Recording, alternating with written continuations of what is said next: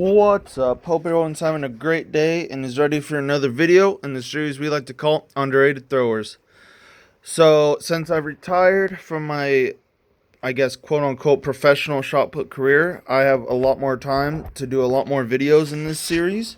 So I have several videos lined up, but today we're going to start with Michael Carter. So, for those of you who don't know who Michael Carter is, you probably should. He's probably most famous for being the high school world record holder with the 12-pound shot at 81 feet and 3.5 inches. That was in 1979, and I don't think anybody will ever break that record ever.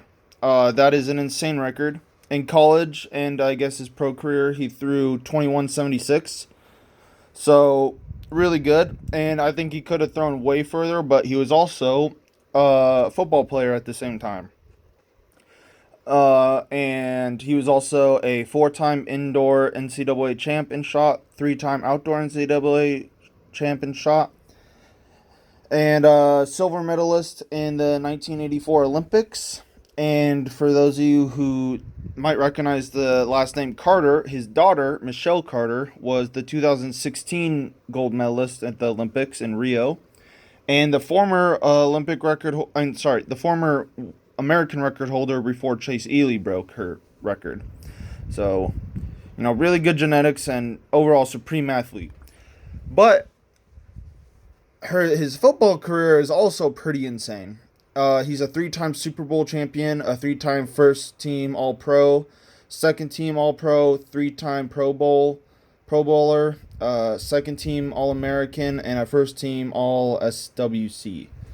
So, as you can clearly see, a freak athlete, thrived in both sports. Probably one of the best to ever do it in terms of throwing and football.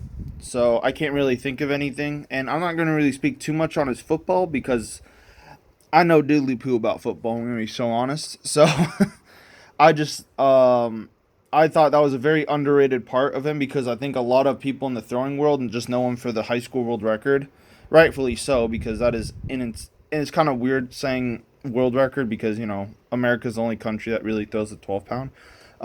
But I guess we'll just call it the world record, just because.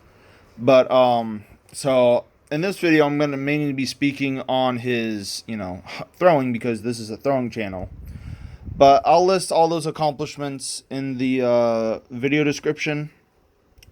So, but he's 6'2", I think like 284.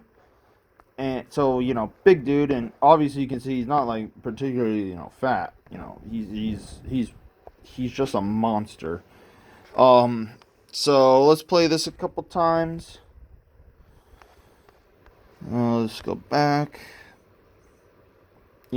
Pretty very solid technique, a glider, which makes sense, if you're a football player and a shot putter at the same time, especially this was back in the 80s. So, like the spin was still not that popular compared to nowadays. So you still saw a whole bunch of gliders.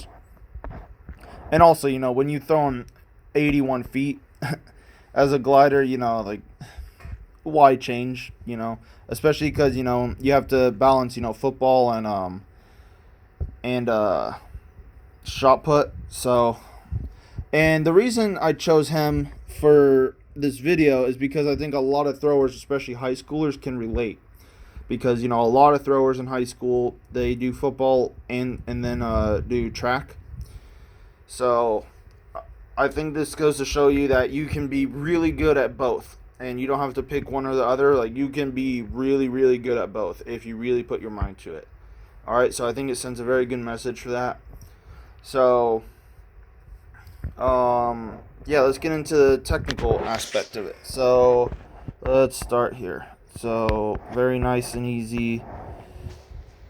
So I really like how he's super low to the ground. I really like how his left arm is out and not in, and is very long and acts as a counterbalance. So it's easier to be more balanced on the single leg. I really like how he kicks this up to really feel a good stretch reflex and to establish rhythm. So he gets here, brings the knee in, so brings his left knee in. And as he brings his left knee in, he curls his chest into his knee. And you notice that he has a round... Oh, that's the wrong... there we go. He has a rounded back, all right? So it's not straight, so he's not arching his back, because if you arch your back, you're just going to go straight up in the air, and it's going to be very hard to stay low. All right, you in the glide, as I've said in my other glide videos, stay low. The second you pop up, the higher your chest is in the glide, the worse you're going to throw. All right, because then you just lost all your leverage. So he does a fantastic job of rounding the back. So when you round the back, he does an excellent job of still being under tension. So you don't want to just be all floppy. You still want to be powerful, but you just want a little curvature. So I'm not saying be like the Hunchback of Notre Dame, but you know, you want to be more relaxed. All right. So he's here. So he puts his left knee in, and then as he does that, he pulls his chest a little bit in. And what that does is that causes, one, that establishes really good rhythm, and two, it really establishes like a good spring off. So a spring out the back. So what that does is he's here, and because he did that, it, one, establishes that he can keep his chest a little lower, and two, it makes his knee and his left leg go low, and that's what you really want. So you notice how he kicks low, and he gets off his heel, and he does not raise that much. So you're going to rise a little bit, just because, you know, it's impossible, really, if you're going to drive out the back, which, you know, you should, to not rise a little bit. But it's important not to just, like, so he's here. If he was to arch his back, he would most likely just land straight up. And that's not what you want at all. Alright, so, and that's partly why when you go do a glide shot put, you come off the heel and not the toe or the ball of the foot. Because if you go off the ball or the toe of the foot, you're just going to jump straight up. So that's why they call it a glide, because you want to push off your heel. So, push off the heel. So he does an excellent job here. He's in this really nice split position. And you notice, so when he gets into the split position, he brings his left arm that way, so in, towards his right side. So that helps him from keeping his shoulders back to the back of the ring. And you notice how he's also looking back. So he's looking back, he is not peeking and trying to look forward and trying to throw early. So then when he throws and he catches, his shoulders are still back, he's looking back, so his eyes are back, and now he has all his tension, so he lands really nice. I wish there was a back view of this, but you can just tell, like, his butt isn't sticking out that way, so his shot is over his foot, his knee, and his hip is already getting into the throw, which is what you want. So this is a really, really, really nice catch position. Let me see exactly where he catches. And again, I do apologize for this video quality. You know, it is like the 80s, so it's not the best quality in the world. But we got what we got, I guess. So he gets here, and then he really opens his left arm to create that stretch through his chest to get that stretch reflex going. And then you notice how he doesn't really turn his right foot in the traditional sense of a rotational thrower, like a spinner in the shot put. So you notice that this would not be a very good position for a rotational thrower to be in. You know, like the knee is ahead of the foot, and he's not really that patient and that rotational in the finish. But this is exactly what you want to be in the glide. So he's here, and it doesn't really matter what you do with his right foot, to be completely honest. What matters is just getting over your left leg. So it's almost, you want to think of it kind of like a javelin throw, honestly, at the front. Besides, you know, minus the upper body part. Besides, I should say, besides the, you know, actual release of the shot put, you know, because, you don't throw the shot put like a javelin. But, like, this position, besides this bent left knee, most jav throwers are in this kind of position. So, like, this C right here, where the foot is behind them and they're just driving the knee towards the block. So, you notice, so he's here.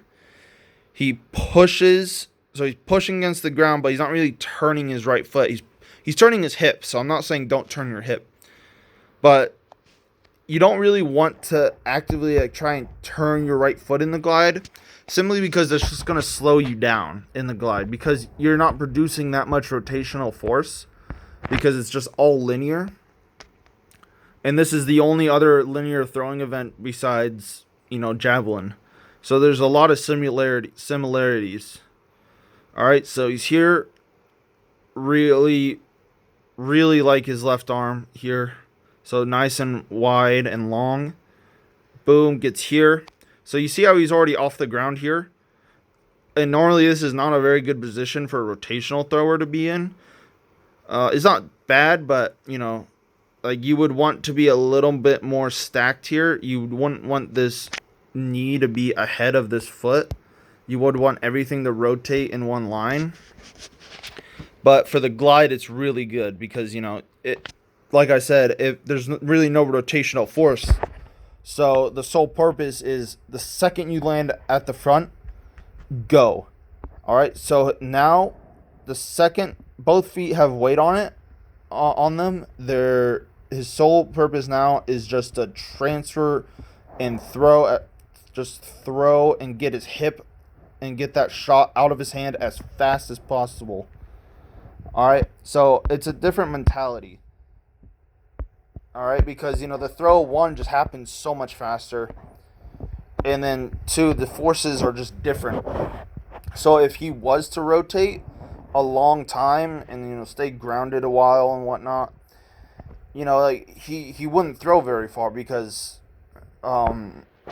he would lose a lot of the momentum, and it would so the back of the ring would be very fast, and then he would slow down and decelerate at the front. So to throw the glide far, you have to do stuff like this, and it's not bad, it's just different. So it's just how you do it. Every far glider throws like this. So you do notice that. So he's here. And this is almost exactly like what you do in Jav. So he gets here,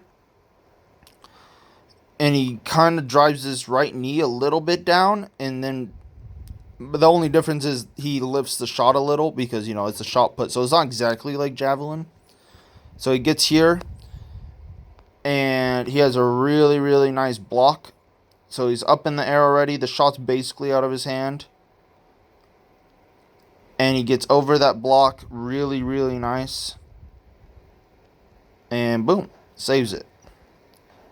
So really, really nice technician in the shot. Obviously, I guess nowadays, 2176 isn't that good. But, that is good. But I think it's very undermined when someone throws that mark. Because, that is still like a 71-foot throw, I think. Which is still an insanely far throw. And you also have to remember, he was also playing football at the same time as being a world-class shot putter. So when you have that in mind, throwing 2176 while also being a football player, so he's not training year-round in shot put. So it's insane. It's not even kind of crazy. It's crazy to think how good he is. And if only, he was just a shot putter, I think he would have definitely thrown way over 22, considering that, if you throw over 81 feet in high school, you should be a 22-plus meter shot putter.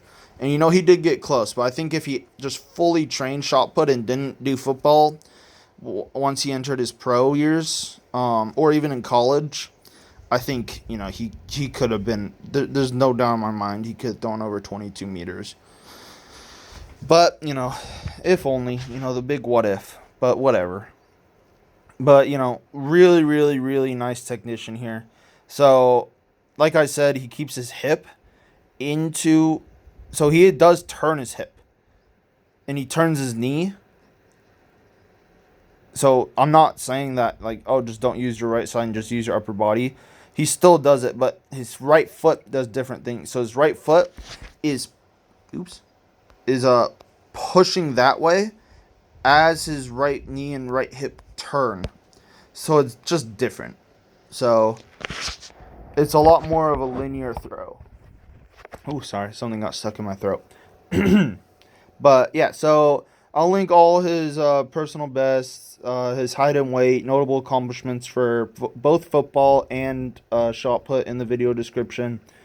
And yeah, and if you guys don't know anything about Michelle Carter, I probably won't make a video on her, but she might be severely underrated too. But she was the former American record holder, 2016 gold medalist. She might have won a world champs medal. I forget. But yeah, she also had to compete against, Valerie Adams and stuff. She was, the GOAT, at least for women's shot put, and arguably for just shot put overall. But, so, and, Michelle Carter also threw like 2056 or something ridiculous. I mean, like, that's still so super duper far. But yeah, so let me know what you guys think in the comments. If you have any questions, if you have any recommendations or people you want me to analyze, or just, if you want me to make a technical video if you have a question about technique. But thanks for watching, and hope you guys have a good day. See y'all later.